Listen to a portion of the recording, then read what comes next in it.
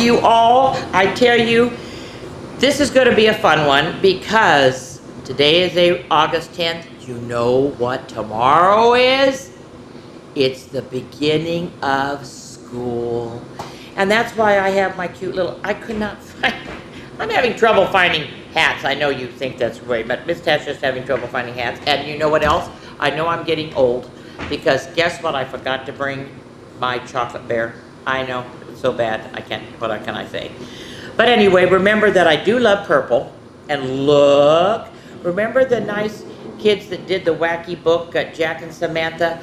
Well, their grandmother, Debbie, my good friend, took them down to San Diego Zoo, and they brought me back a purple one. Isn't that nice? So, of course, you have to imagine that my little chocolate bear is here, and I push the button and it goes, I love chocolate. And then, of course, my infamous voice. All right, you are just going to love all these hysterical school books. First one is Emily's First Day at School. It's by Claire Masserial. It's illustrated by Susan Calitri in the year 2000 by Puffin Books, published by the Penguin Book. Now, here's my first challenge. You really need to bring, see, that's why I have, you know, ABC, 1, 2, 3, and I have a book, and I have a pencil for earrings. Well, you really need to bring an apple to your teacher tomorrow. For the first day of school, polish up an apple and bring an apple and say, Miss Tasha, who reads, I listen to her when she reads books, she says I was supposed to bring you an apple on the first day of school, okay? And I hope some of you really do it because your teachers are going to love it. All right, here we go. Emily's first day of school. Okay, it's a cute one. Here we go. Today is a special day. It's Emily's first day of school. Emily's friends are on their way to school too.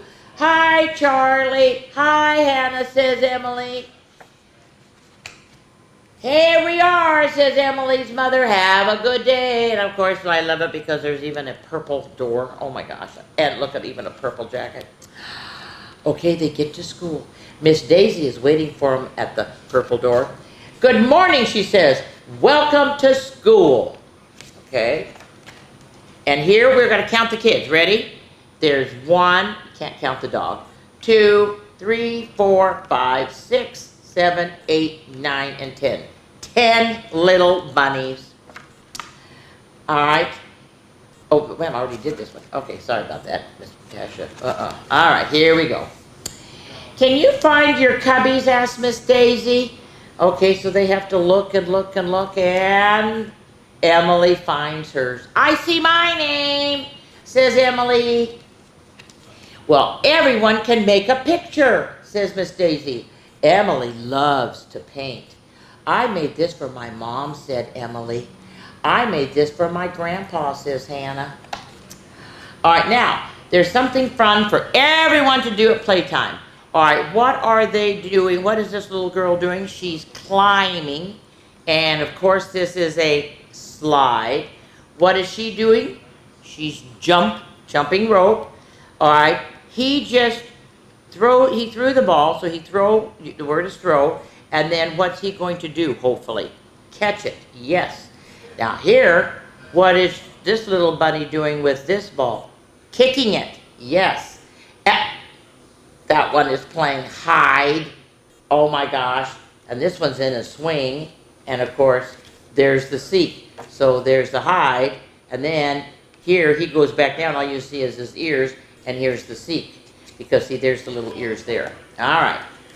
It's time for lunch. Let's see what they have in their lunch boxes. Okay. Oh, my goodness. Uh-oh, there's a little mouse. There's a mouse in his lunch box. Uh-oh. Probably going to eat stuff. Yes. All right. Let's see. This one has a dinosaur. Okay, this one has a sandwich and some fruit and some crackers. Okay, this one has a banana. They're eating a sandwich. And it looks like a thermos. And this one, of course, is drinking carrot juice and has an apple and also has, it looks like a bagel sandwich. Okay. Well, at story time, Emily helps turn the pages. Aha, yes. Then Miss Daisy plays her guitar and Emily bangs the drums. I bet you she does it loudly. Okay, and then the first day of school is over. Goodbye, says Miss Daisy. See you tomorrow. And that's what's going to happen to you guys. Okay, now the second one. Oh, I love the second one. And you're going to have to kind of do stuff on the second one. This is Arthur Goes to School. It's written and illustrated by Mark Brown, 1995. The publisher is Random House Incorporated. And this is another fun book. All right, here we go. Number 1. Can you help Arthur get ready for school? He needs to find his toothbrush. Okay, you're going to have, watch, Miss Tasha's going to have, oh, where is the toothbrush? There it is. There we found it. Number 2, where is his other sock hiding? Where do you think it is? There it is. It's on the floor. All right, what will Arthur wear today? Oh, he has so much to pick from. Yes. All right, first the pants, then the shoes. Oops, where's his other shoe? There it is. Now, who put that shoe in there? I don't know why it'd be in there. Okay, the next one is number 5. Don't forget to pack your favorite book. Arthur, where is it? Where is his favorite book? Let's see if it's in here. Is it in here? You know what his favorite book is? The Three Little Pigs. That's his favorite book. Time for Pal's morning walk. What's up that tree, Pal? Meow. It's a little kitten. What's for breakfast? All good things. Juice and fruit and some cereal. Good. Hurry, Arthur. You're going to be late. Okay, so he's got to get in the car. I want to go to school too, says the little girl, but not yet. All right, now, here we go. We're going to have to do numbers from 1 all the way to 10. And there's something behind each thing. Okay, Arthur's class has show and tell today. Can you find the numbers 1 to 10? Lift the flaps to see and count what everybody brought. Okay, Arthur has number 1. All right, what did Arthur bring? Okay, what color ball? He brought a blue ball. Okay, here's number 2. Okay, number 2, I think it's going to be an animal. Oh, Buster has 2 black ducks. That's what he brought, 2 black ducks. Okay, here's number 3. Ooh, girl after my own heart. Muffy has 3 chocolate brown cupcakes. Yummy. Ah, yes. Okay, where's 4? 4 is way over here. Okay. Oh, I love this person too. Binky has 4 purple lollipops. Oh my gosh. Number 5. Oh, Muffy also has 5 orange teddy bears. Teddy bear. And I forgot my teddy bear. Oh, shame on Miss Tasha. Okay, number 6. Francine has 6 yellow canaries. Where's 7? Oh, here's 7. Oh, the brain has 7 little tiny white mice. Okay, what's number 8? And the brain also has 8 funny green frogs. Okay. Okay, we're almost done. Here's number 9. Of course, Prunella has 9 shiny red apples. Remember, what are you going to do? You're going to bring an apple. Yes, you're going to bring an apple to your teacher. And number 10, Shy Little Fern has 10 pink valentines. Oh, that's neat. Now, this is great because Arthur's going to help you read The Three Little Pigs. It's story time, and Arthur's going to tell his favorite story about the 3 little pigs and the big bad wolf. Ready? Once upon a time, 3 little pigs set out to build homes of their own. The first built a house of straw, the second built a house of sticks, and the third little pig built a house of bricks. Okay, I'm supposed to open the flap. Okay, open the flap. My house is the strongest, he says. Well, the big bad wolf knocked on the first pig's door. Little pig, let me in, he said. Okay. No, not by the hair of my chinny chin chin. Well, then I'll huff, and I'll puff, and I'll blow the house in, said the wolf, and he did. Look at what a mess. Well, the first little pig ran to the second pig's house of sticks, and guess what? The wolf blew that house. He blew that house too. So the two little pigs ran to their brother's house of bricks. Well, the wolf huffed and he puffed, but he could not blow the brick house in. So down the chimney he went. Okay, and what happens? Soup's ready. Oh no. And splash right into the soup pot. Yow! Yelled the wolf, and he ran out the door, and the three little pigs lived happily ever after. All right, now we're going to do opposites, okay? All right, this has a hat off, so what would be the opposite? Look at, she has a crown, hat on. Okay, this trunk is closed. What's the opposite? Oh my, it's open, and that's where Arthur's hiding. He's hiding in the trunk. Okay, this is a little tiny short plant, but of course if you do a lot of water, what's going to happen to it? If I can get it open. Ugh, sometimes these don't want, oh, whoa! Wow, look, it's a tall plant. Okay, now this one, the bird is in the cage, so what's the opposite? The bird flew out of the cage. Now this one, the blocks go up, and what happens? What happens when you get the blocks too high? Yep. The blocks all fall down. Yep. All right, on this one, remember one time I read you nothing but big books. Nothing but big books. Well, this is a big book. Oh, this is a little book. Okay. Oh, I like this one. It's a full plate of cookies. What do you think the opposite's going to be, guys? An empty plate. Yes, because he ate all the cookies. I know. All right, here we go. Now, we're going to do the ABCs. So they're going to do all the way back home, and we're going to see if, I want you to just guess what you think is behind every one of the letters, and see if you're right. Be kind of a fun challenge. Ready? On the way home from school, Arthur and friends play an alphabet game. Can you guess what they picked for each letter? Okay, here we go. A. I thought it was going to be apple, but it's airplane. Okay. B. Bear, instead of ball, bear. Okay, what do you think C is going to be? I got that one right. I thought about cat, yes. What about D? Oh, a dinosaur. Instead of a dog, it's a dinosaur. How about E? Yes, the big elephant. How about F? Of course, it's a little froggy. A little froggy. Okay, what do you think G is? Ooh, it's a ghost. You remember Miss Tasha at Halloween. I love Halloween. H. Oh, it's a house where everybody lives. I. My favorite ice cream, except they don't have it being chocolate. They have it being strawberry. It's got to be chocolate. Okay, what do you think J is? It's a Jeep. It's a Jeep. Yes. K. It's K. It's a key. Everybody needs a key to their car or a key to their house. Yeah. L. A lion. A big lion. M.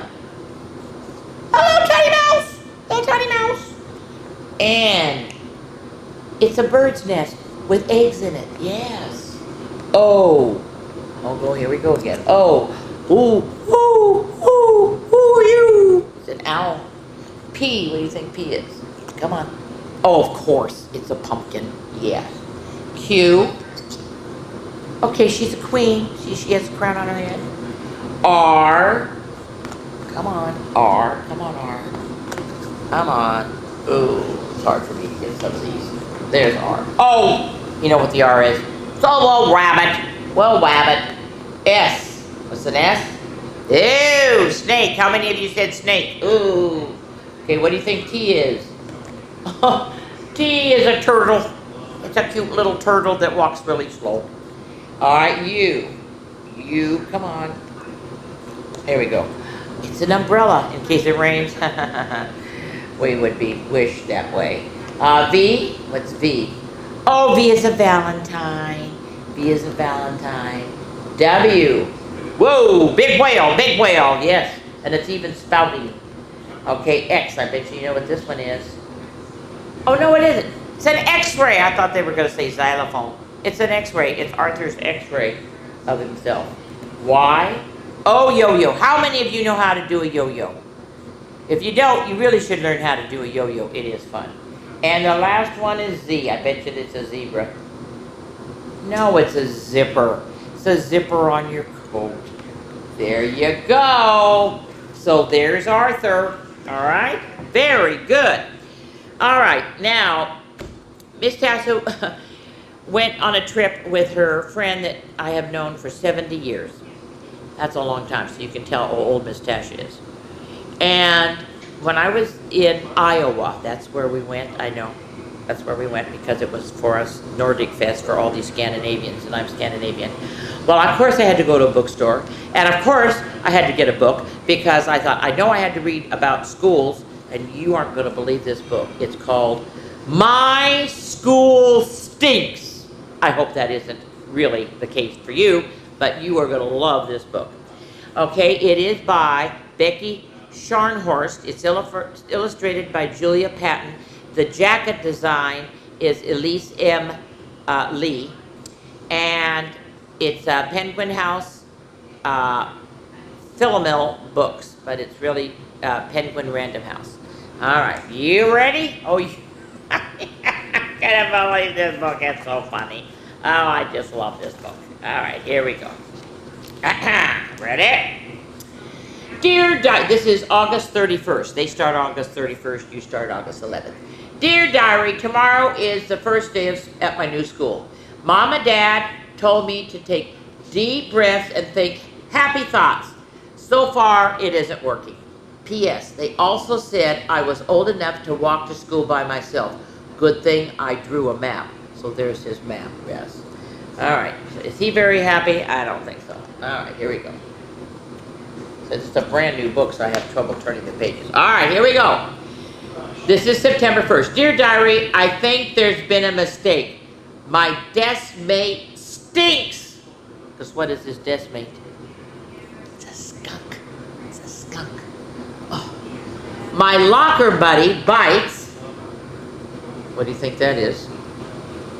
And my teacher is unbearable. Okay.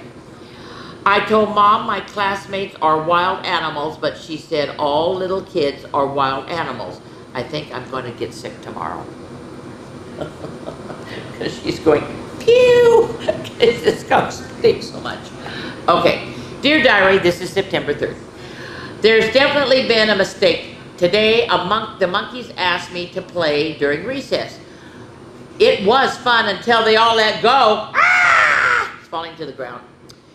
Well, Patricia caught me, but I still had to visit the nurse because here is one of the quills I pulled out. I had 186 more of them, of course, because what is Patricia? A porcupine. Ouch! There he is, getting all of them out of his rear end. P.S. The deep breaths still aren't working. P.P.S. Neither are the happy thoughts. P.P.P.S. I'm not going back to school tomorrow. Well, September 4th. Dear Diary, I had to go back to school. Mr. Fuzzy Bottom is the only one who understands. And who is Mr. Fuzzy Bottom? A little mouse. Well, September 5th. 3 reasons why I hate Wildwood Elementary. Number 1, Betty chewed up all my pencils. Well, of course, because Betty is a beaver. Number 2, George keeps picking through my hair looking for bugs to eat. He's a gorilla. And number 3, Charlie ate our science experiment. Of course, remember, it's supposed to be a fish, and you know who ate it, yes. P.S. My school stinks! All right, September 8th. Oh, boy. Well, dear Diary, when I went to feed Mrs. Fizzy Bottom, she was missing. I suspected Sammy, the snake, but he was still digesting his breakfast from last week. Maybe it was Charlie. And he's shaking his head. Nope. P.S. Charlie asked me to eat lunch with him tomorrow. What if I is lunch? P.P.S. I asked Dad if he could pick me up Before lunch, he said no. So did Mom. It says, Dear Stuart, will you have lunch with me? This is Charlie. The look on his face like, oh no. Oh my word, what the? All right, this is September 9th. Dear Diary, today in gym, we ran a relay race. My team finished in 4 hours, 27 minutes, and 2 seconds. Because who was on his team? A sloth, a snail, and a tortoise or a turtle. Yes, very slow. Then I let Camilla go first at the water fountain. By the time I got back to class, everybody had already left because Camilla was a camel, and you know they can fill up and they can drink one heck of a lot of water. The good news, I missed lunch. The bad news, Charlie waited for me. I got so scared I left without my homework. Mr. Grizzly is not going to be happy about that. Okay, September 10th. Dear Diary, Mr. Grizzly gave out class jobs today. I wanted to be line leader, but instead I got closet cleaner. I found 4 dead cockroaches and gave them to Sammy for lunch. He said I could eat his dessert for the rest of the week because he wouldn't be hungry anyway. P.S. Maybe I should give one of the desserts to Charlie. He's always hungry. Oh dear. All right, September 12th. Dear Diary, I found a note from Charlie. I'm sorry I bit your finger. I'm a nervous biter. Can we be friends? Maybe I should tell him about the deep breaths and the happy thoughts. Oh, he even has a bouquet of flowers for him. Dear Diary, this is September 15th. You'll never guess what happened during lunch. The hyenas were laughing at my small teeth.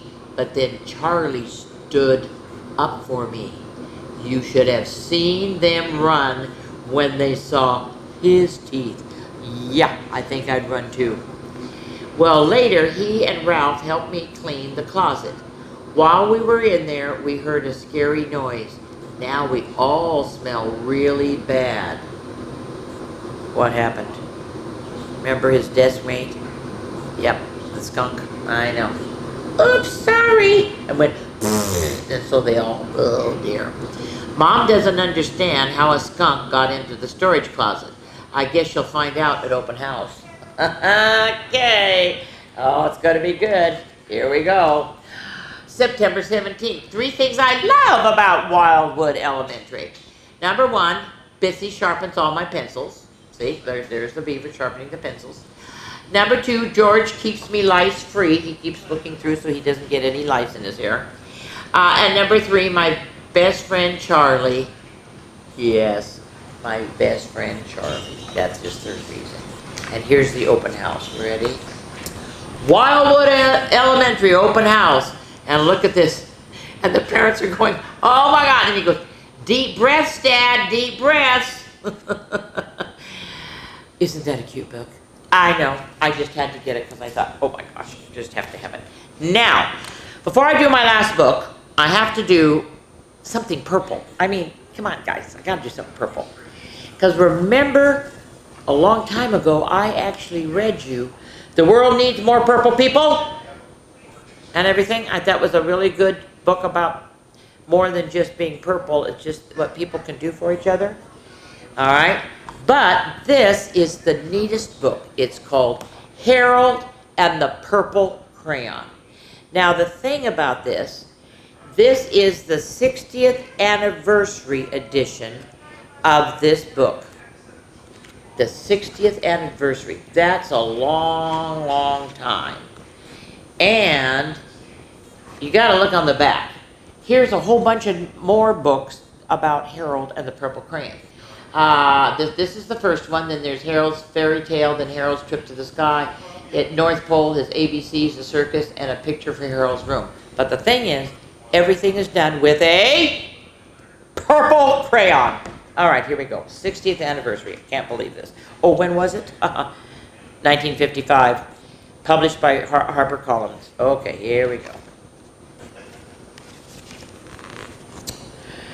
One evening, after thinking it over for some time, Harold decided to go for a walk in the moonlight. There wasn't any moon, and Harold needed a moon for a walk in the moonlight, and he needs something to walk on. So first he's building the moon, and then he's going to do, what is he? He's building a path. He made a long straight path so he wouldn't get lost, and he set off on his walk, taking his big purple crayon with him. But he didn't seem to be getting anywhere on long straight path, so he left the path for a shortcut through a field, and the moon went with him. How nice is the moon? The shortcut led him right to where Harold thought a forest ought to be, so he starts drawing a tree. He didn't want to get lost in the woods, so he made a very small forest with just one tree in it. But it turned out to be an apple tree. Yes, the apples would be very tasty, Harold thought, when they got red, because right now what color are they? Purple. So he put a frightening dragon under the tree, oh my gosh, to guard the apples. It was terribly frightening dragon, oh my gosh. It even frightened Harold, so he backed away. His hand holding the purple crayon shook. So he goes, oh! Suddenly he realized what was happening. By then, Harold was over his head in an ocean, because remember, he was doing wiggly lines. He still has the moon, though. He came up thinking fast, and in no time he was climbing aboard a trim little boat. And then he quickly set sail, and the moon sailed right along with him, that good old moon. After he had sailed along long enough, Harold made land without much trouble. He stepped ashore on the beach, wondering where he was. The sandy beach reminded Harold of picnics, and the thought of a picnic made him hungry. So he laid out a nice, simple picnic lunch. There was nothing but pies. I take it he likes pies. But there was all 9 kinds of pies that Harold liked best. Then Harold finished his picture. There was quite a lot left. He hated to see so much delicious pie going to waste, so Harold left a very hungry moose and a very deserving porcupine to finish it up. And off he went, looking for a hill to climb to see where he was. Well, Harold knew that the higher up he went, the farther he could see. So he decided to make the hill into a mountain. So if he went up high enough, he thought, he could see the window of his bedroom. Smart little boy. He was tired, and he felt like he ought to be getting to bed. He hoped he could see his bedroom window from the top of the mountain. But as he looked down over the side, he slipped, and there wasn't any other side of the mountain. He was falling in thin air. Oh no! But luckily, he kept his wits and his purple crayon. So he made a balloon, and he grabbed onto it. Smart little boy. And then he made a basket under the balloon, big enough to stand in. He had a fine view from the balloon, but he couldn't see his window. He couldn't even see a house. So he made a house with windows, and he landed the balloon on the grass in the front yard. None of the windows was his window. He tried to think where his window ought to be. He made some more windows. He made a big building full of windows. Oh my gosh.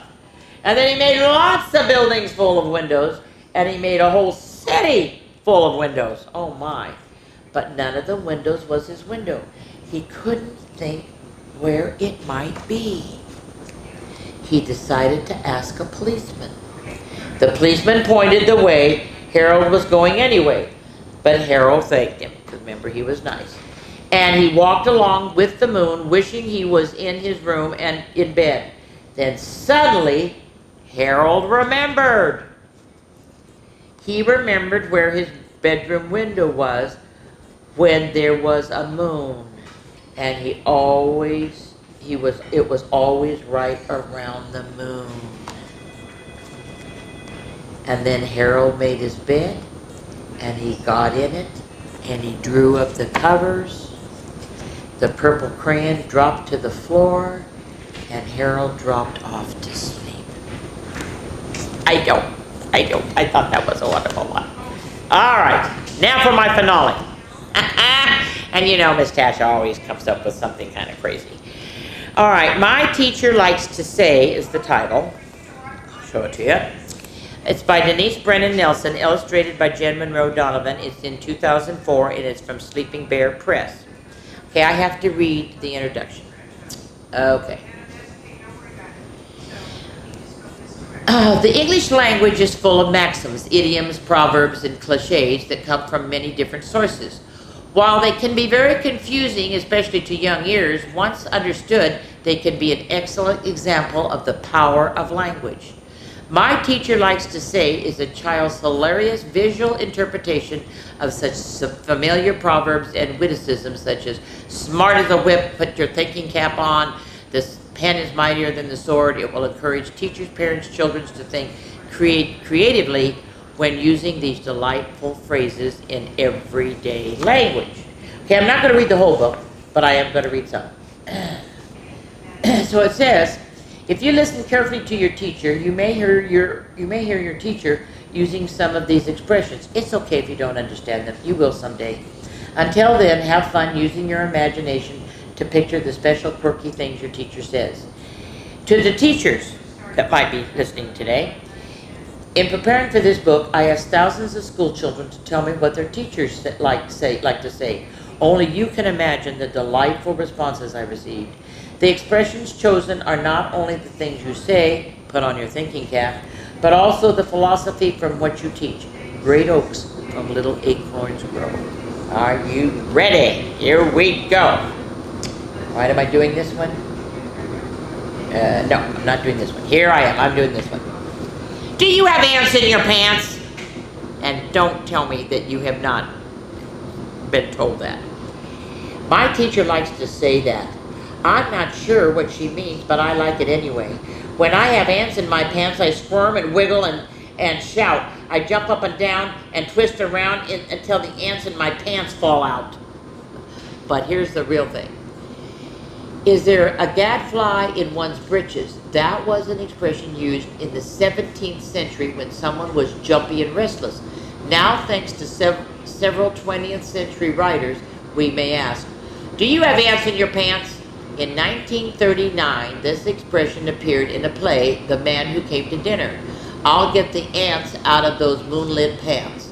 The next time someone asks you if you have ants in your pants, you could reply, why no, I have a gadfly in my breeches. And look at all the answers. Oh my goodness. All right, we're going to do this one.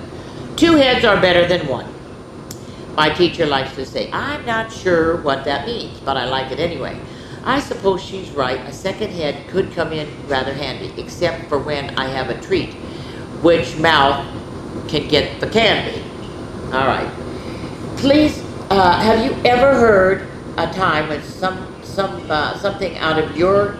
Oh, wait a minute. I can't even read my... Yeah, wait a minute. Have you ever had a time figuring out something and for someone to help and you can work it out together? That's when you go, okay, I think it should go this way. No, let's go this way. Good idea. The expression means that having help from someone else is easier than trying to do it all by yourself. This was first used, are you ready, in 1390. That's a long time ago. A lot older than Miss Tasha. Okay, I'm not going to do the thinking cap one, but it's really cute. I'm doing this one. Please button your lip, my teacher likes to say. I'm not sure what she means, but I like it anyway. I'll have to ask my mom to sew a button on my lip. Maybe she will instead a zipper I could zip. All right, here we go. Button your lip. People may say this to you when they want you to be quiet, or if they tell you a secret and they don't want anyone else to know. This is the 20th century American expression. Similar expressions are clam up and hold your tongue. Buttons were originally used for decoration. It wasn't until the 1300s that they were used as fasteners. After buttons came zippers. The zipper was patented on August 29, 1893. Before it was called a zipper, it was called a clasp blocker. Zippers began to replace buttons on men's pants in the 1930s. Next came Velcro, yes. George de Mestral invented Velcro in the 1940s. The cocklebirds that got stuck on his pants and in his dog's fur inspired him to create Velcro. Instead of saying button or zip, we could say Velcro your lip. Isn't that cute? Even the rabbit has a button. All right, am I doing this one? No, I'm not doing the early bird gets the worm. I'm not doing hungry as a bear. But I'm doing this one. How many times is your, especially if you're on a field trip or everything, your teacher says, stick together, okay? Well, here she is with super glue trying to put them all together. I don't think so. My teacher likes to say, stick together. I'm not sure what she means, but I like it anyway. The duct tape didn't work, so we used some super glue, and now we stick together like our teacher told us to. Okay, here we go. Well, I loved going on field trips when I was a kid. Our teacher would always say, stick together. It was fun to imagine all of us stuck together. What a mess. When your teacher says stick together, she wants you to stay close to one another so no one gets lost or feels left behind. But if you're silly like me, you can imagine whatever you want. The first glue patent was issued in Britain in 1750. In 1951, Dr. Harry Culver discovered that, I can't even pronounce it, it was a sticky substance, was a useful product. I can't even pronounce it, sorry. I'm not going to do the pen is mightier than the sword, but I love the picture. I love the picture. I have to do this one because I have a dog. Every dog has his day. My teacher likes to say, but I'm not sure what he means, but I like it anyway. Today will be my dog's day. He hasn't had his turn. How to be the teacher's pet. The class is going to learn. I love this. They're in math. They're counting fire hydrants. Homework is get rid of all the cats. And in gym, they're playing Red Rover. Now, how many of you have never played Red Rover? I dare you to come over. They probably don't even let you do it in school anymore, but when I was young, we played Red Rover. And believe it or not, because remember, Miss Tasha is a retired teacher. I taught for 34 years, 10 years in elementary, and then 24 years as a junior high PE teacher, along with a social science teacher. And I did a unit in PE for the 7th and 8th graders, and it was all these old-time games, and one of them was Red Rover.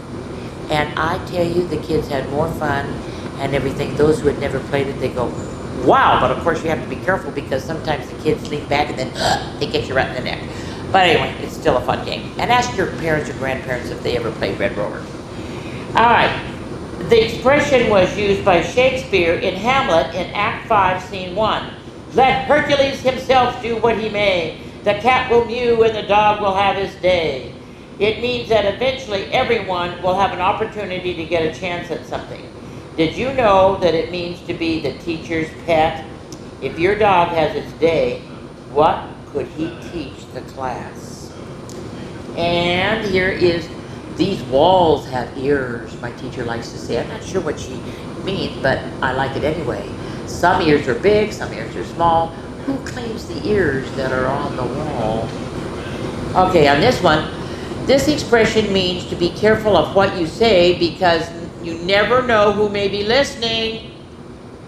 It was used in World War II as a security slogan to warn people of the enemy agents. It has been traced back to 1387 when it was, fields have ears and woods have ears. Yeah, fields have eyes and woods have ears. There's similar sayings in French, Spanish, German, and Russian. Oh my word, that's a very large Q-tip. All right, is this our last one? Nope, next to the last. All right, and this one you need to know. Great oaks from little acorns grow. My teacher likes to say, but I'm not sure what it means, but I like it anyway. If a little tiny acorn can become a giant tree, then I can hardly wait to see what I will be. You may hear this expression in different ways, such as tall oaks from little acorns grow, or little acorns into great oaks grow, but the meaning is the same. Great things often start off very small. When I was a kid, my dad would say, if your place in life seem small and unimportant, just remember the mighty oak was once a nut like you. It first appeared in Chaucer's Troilus and Christi, written in 1385. Okay, I'm not going to do no more monkey business because you all are going to do monkey business. All right, the last one. My teacher says so many things that have a special way of making me feel good inside and brightening my day. So when my teacher says, I'll miss you, and I'm very proud of you, I really hope my teacher knows I'm going to miss her too. All right. There you go. Oh, here's your challenge, and then I'm done. So I want you to find and ask your parents or grandparents or aunts and uncles about some more of these called maxims or proverbs or whatever, and then figure out what they mean, and you might want to draw some crazy pictures like the ants and the pants and stuff like that. All right, I think that's all for now. I hope you all have a wonderful first day of school. Remember, try to bring an apple to your teacher and say, I'm doing this because Miss Tasha said that I have to bring you an apple, okay? All right, bye-bye. See you later.